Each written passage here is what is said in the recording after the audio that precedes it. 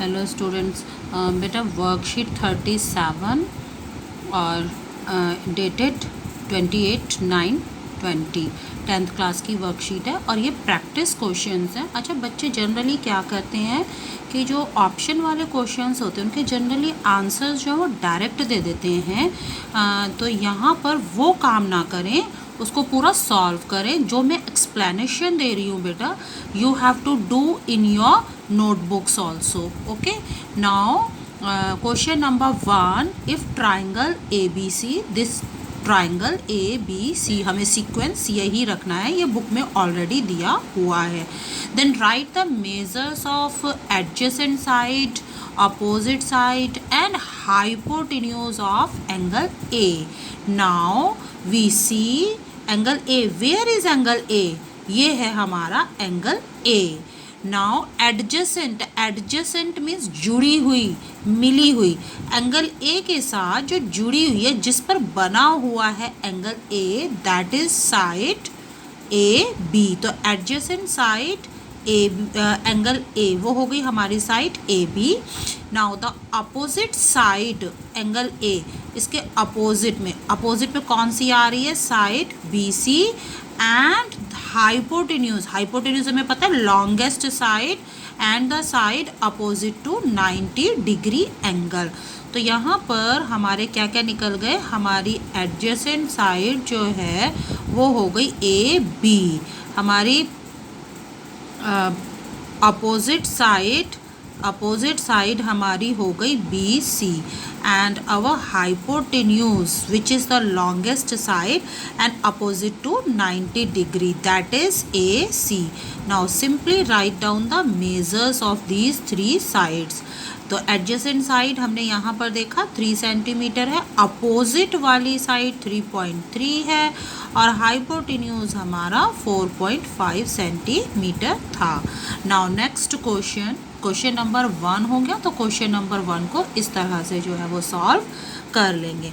Now question number 2, if tan A is equal to 3/4, then you have to calculate the value of sin A multiply cos A। इसकी मदद से, ये जो हमें दिया हुआ है, ये जो यहाँ पर गिवन है, इसकी मदद से हमें वैल्यू फाइंड आउट करनी है sin A multiply cos A। अब मैंने तुम्हें पहले भी बताया हुआ है, हमने किया था ये काम, पंडित बद्री प्रसाद हर हर बोले, तो हमने वो लिख लिया। अब इसे लिखने का फ़ायदा क्या हुआ? ये हमारी जो पहली रेशो आ गई, ये साइन की रेशो है, बीच में मिडल में जो है वो हमारी कॉज के लिए है, और थर्ड रेशो हमें पता है वो टैन की है। तो इस प्रकार से यहाँ पर जो टैन दिया हुआ था, हमने उसकी वैल्यू लिख दी in terms of sides of triangle. It means कि हमारा परपेंडिकुलर 3 यूनिट्स है और हमारा बेस 4 यूनिट्स है। तो हमने ये ट्राइंगल बना लिया, राइट एंगल ट्राइंगल ही बनाएंगे, नॉर्मल ट्राइंगल नहीं बनाना है। यहाँ पर हमें special triangle, that is right angle triangle बनाना था। तो इसकी साइड्स हमने लिख दी 3 परपेंडिकुलर और 4 यूनिट्स हो गए हमारे बेस। नाउ हमें क्या कैलकुलेट करना है यहाँ पर? अब हाइपोटेन्यूज कैलकुलेट करना है। Then we will calculate it by Pythagoras theorem, और हमें पाइथागोरस थ्योरम पता है, वो है हमारी h² is equal to b² plus p²। तो ये हो जाएगा, वैल्यूज़ पुट करने से 16 + 9 यानी कि 25, और बाद में उसका रूट। अब रूट क्यों किया? क्योंकि यहाँ पर स्क्वायर था, तो स्क्वायर में तो हमें देनी नहीं थी वैल्यू, हमें उसका रूट करना था, तो वो हमारा आ गया 5 units. Now we have got all the 3 values of all the 3 sides of right angle triangle. हमारे पास तीनों आ गई हैं। बेस हमारा 4 यूनिट्स, हमारा परपेंडिकुलर 3 यूनिट्स और हमारा हाइपोटेन्यूज हो गया 5 यूनिट्स। तो इस प्रकार से हमने ये इसका ट्रायो पूरा कर दिया। Now we have to write the values of sin A and cos A to get this. तो साइन ए की सेपरेट वैल्यू लिख ली, इसी प्रकार कॉज ए की सेपरेट वैल्यू लिख ली. अब ये कहोगे साइन ए की वैल्यू लिखी कहाँ से लिखी, यहाँ से लिखी P अपॉन H. बहुत सिंपल है, सिंपल एकदम इजी. P अपॉन H माने perpendicular upon hypotenuse.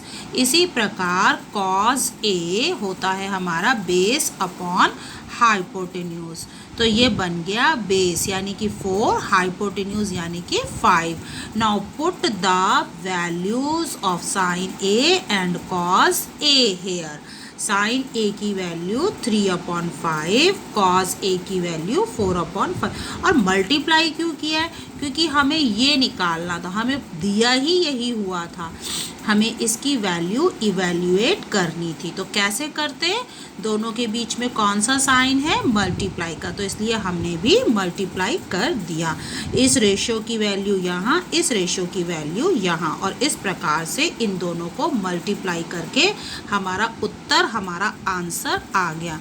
Now next है हमारा इफ एक्स मल्टीप्लाई. देखो जहाँ पर कुछ साइन है वहाँ मल्टीप्लाई पढ़ते रहेंगे. If X multiply 1045 degree multiply sine 30 degree equal to cos 30 degree multiply 1030 degree. ये हमें पूरा इक्वल दिया हुआ है. We are given this equality. तो हमें निकालना क्या है, ऐसे कुछ बच्चे सोच रहे होंगे हाँ right hand side is equal to left hand side निकालनी है. No, we have to calculate the value of X. तो यहाँ पर सभी की वैल्यू एक एक करके कहाँ से रखेंगे, फ्रॉम ट्रिग्नोमेट्रिक टेबल. ट्रिग्नोमेट्री की टेबल से इसकी वैल्यू रख देंगे.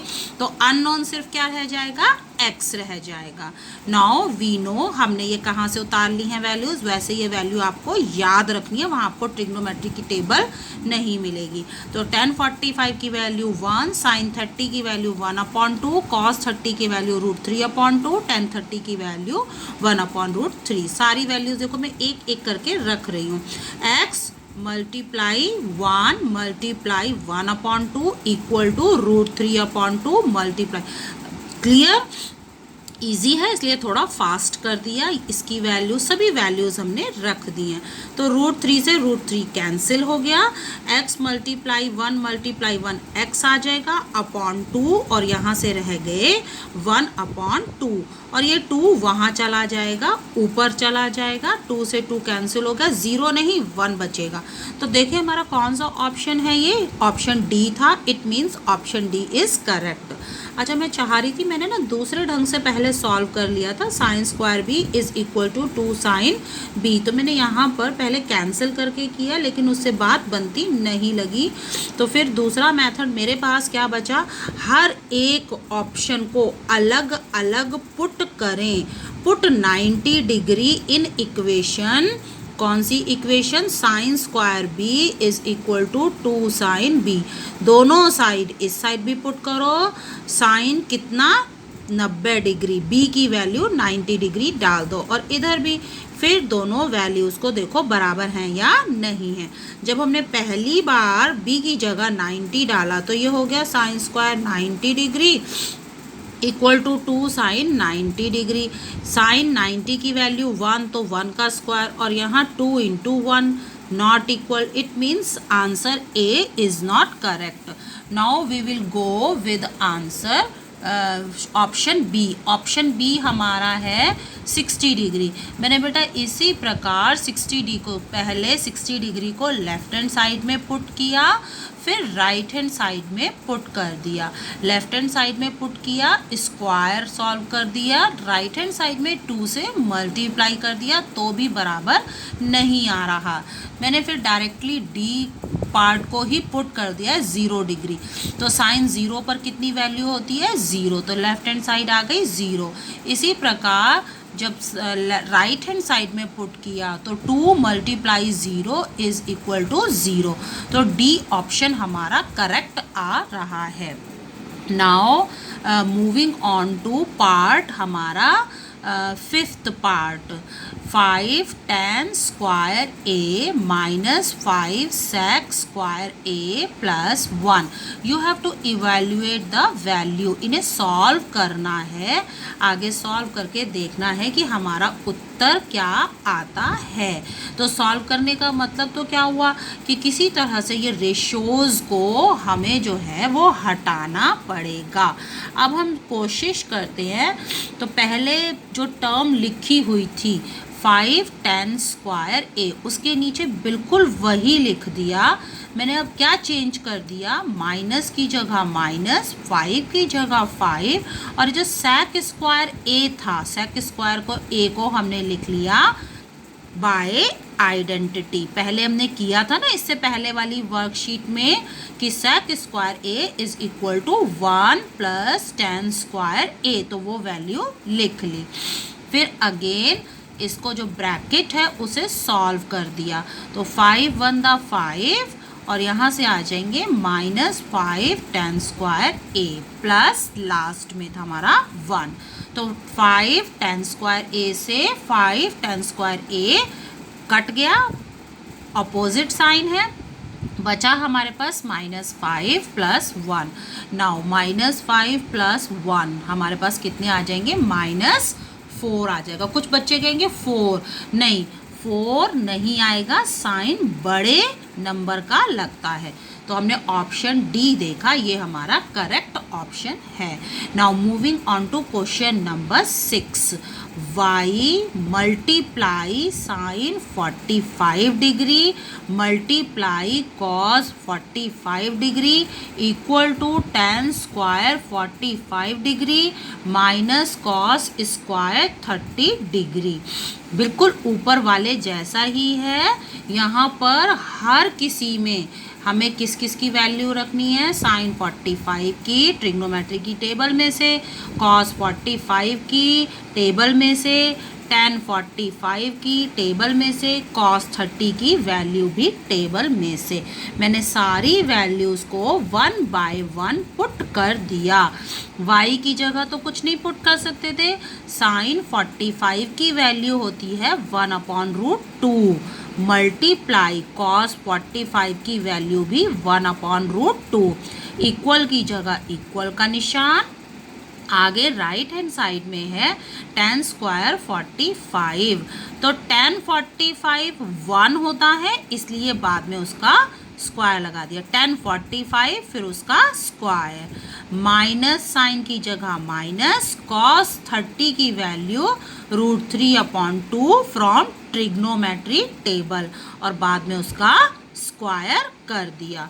तो यहाँ से y मल्टीप्लाई 1 मल्टीप्लाई 1 कितना आ जाएगा y, और नीचे √2 गुणा √2, दोनों को गुणा करके आ गया 2, और इस साइड 1 का स्क्वायर 1 और √3/2 का स्क्वायर होगा 3/4।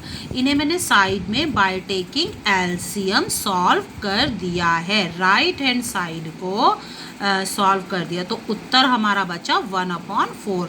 इन दोनों को हल करके आया 1/4।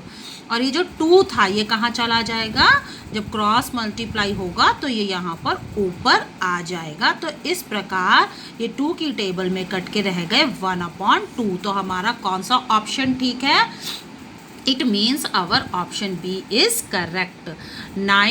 7th sine A equal to 1/2, बहुत सिंपल है। साइन ए हम टेबल में से देख लेंगे, ट्रिग्नोमेट्री की टेबल में से याद करेंगे, उसमें से देख लेंगे कि 1/2 किस एंगल पर होती है। साइन की वैल्यू 1/2 1/2 कौन से एंगल पर होती है, तो कौन से एंगल पर होती है, 30 डिग्री पर। यानी साइन का मान 1/2 कब आता है, कौन से एंगल पर आता है, 30 डिग्री। इट मीन्स कि angle A equal to 30 degree. ये हमने कहाँ से इंटरप्रेट किया है, कहाँ से निकाला है, पहले इससे ये और इससे ये। अब हमें ए पता चल गया, लेकिन हमें निकालना क्या था, क्या हमें खाली ए निकालना था, नहीं, we have to calculate cot A. Now cot A की जगह, अक्षर ए की जगह, एंगल ए की जगह हमने रख लिया 30 degree.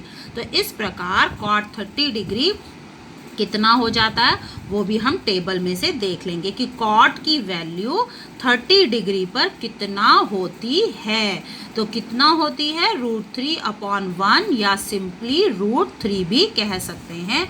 It means option A is correct. 4 option थे, उसमें से हमने देख लिया √3 वाला कौन सा ऑप्शन था, 1, ऑप्शन नंबर 1 था।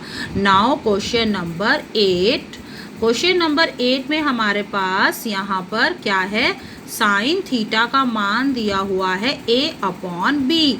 मैं वापस बेटा फिर वही कर रही हूँ, पंडित बद्री प्रसाद हर बोले। इट मीन्स हमारी पहली रेशो क्या होती है, P/H।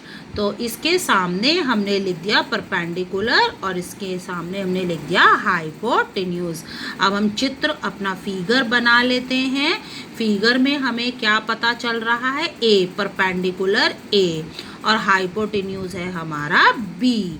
तो वही मैंने चीज़ें लिख दी हैं। परपेंडिकुलर पता चल गया, A यूनिट्स है और हाइपोटेन्यूज हमारा B यूनिट्स है।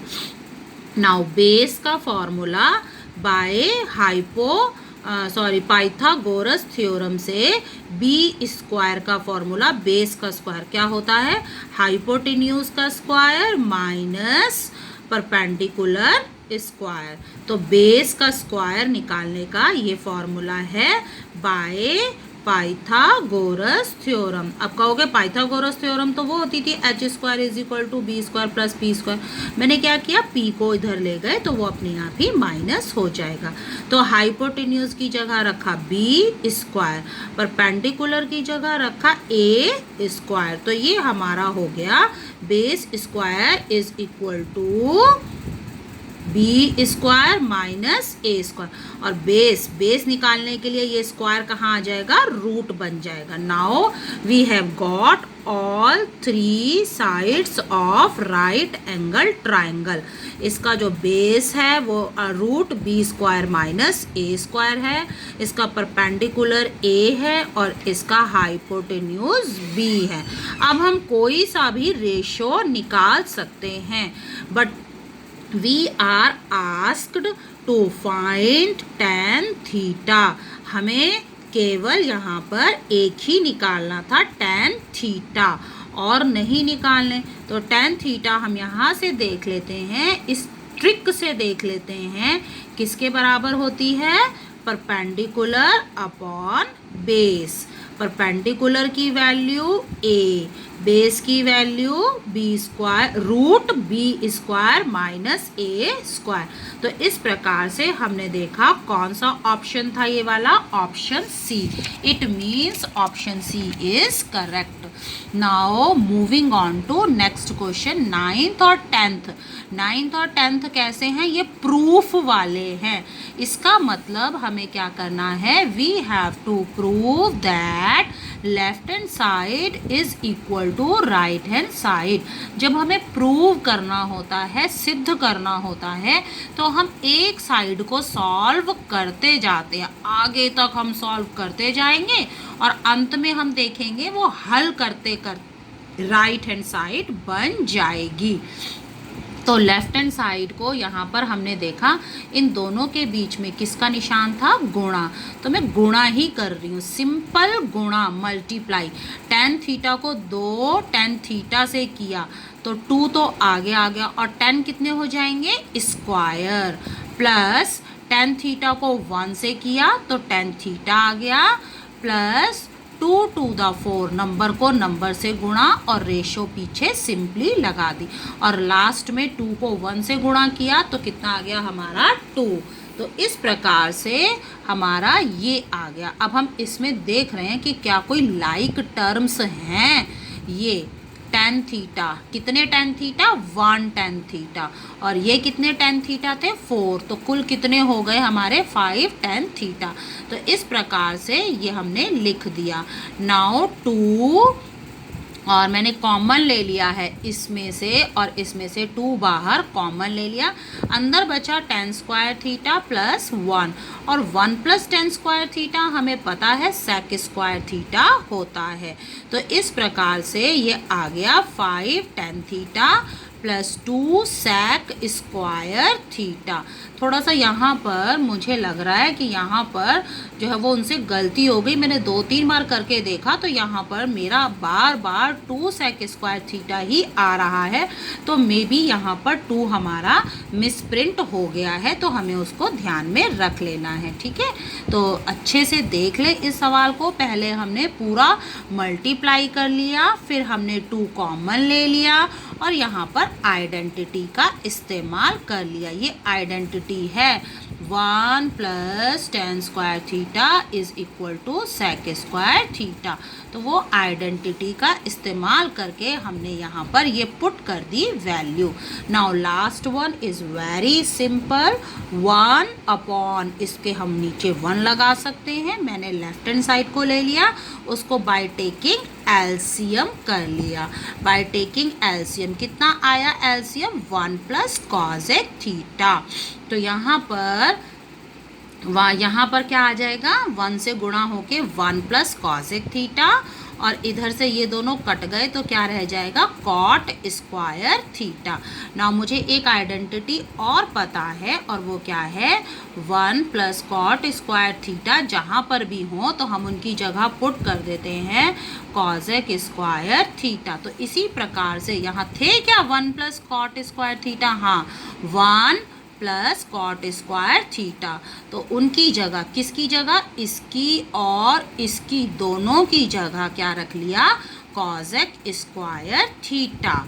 अंत में और तीसरा क्या बचा? कॉसेक थीटा, वो हमने साथ में पीछे उतार दिया। तो यहाँ पर कितनी टर्म्स थी? 1 2 3, लेकिन इन 2 की बजाय, जिन्हें मैंने सर्कल किया हुआ है, इनकी बजाय हमने लिख दिया कॉसेक स्क्वायर थीटा। अब हम देख रहे हैं यहाँ कितने हैं कॉसेक स्क्वायर? 2 बार मल्टीप्लाई हो रहे हैं, यहाँ 1 बार, तो हम कॉमन ले सकते हैं, और मैंने ले लिया। तो अंदर बचा, अंदर रह गया यहाँ से एक दफ़ा कॉसेक थीटा, और यहाँ से पूरा का पूरा ही जब बाहर ले लिया तो बच गया 1, और ये इस नीचे वाले डिनोमिनेटर के साथ कैंसिल हो गया। तो इस प्रकार से हमारा बचा यहाँ पर क्या रह जाएगा? केवल कॉसेक थीटा, और कॉसेक थीटा क्या है? हमारा राइट हैंड साइड। तो इस प्रकार से बहुत सिंपल था, सरल था। केवल हमने क्या किया? एलसीएम लिया और एक आइडेंटिटी, इस आइडेंटिटी का इस्तेमाल करके अपना जो है वो काम कर लिया। तो इसी प्रकार बेटा सभी बच्चे जो हैं वो विद एक्सप्लेनेशन पूरा का पूरा, केवल आपको ऑप्शंस पे टिक नहीं करना है, बल्कि पूरा सॉल्व करके सारा उत्तर लिखना है। ठीक है, ओके बेटा।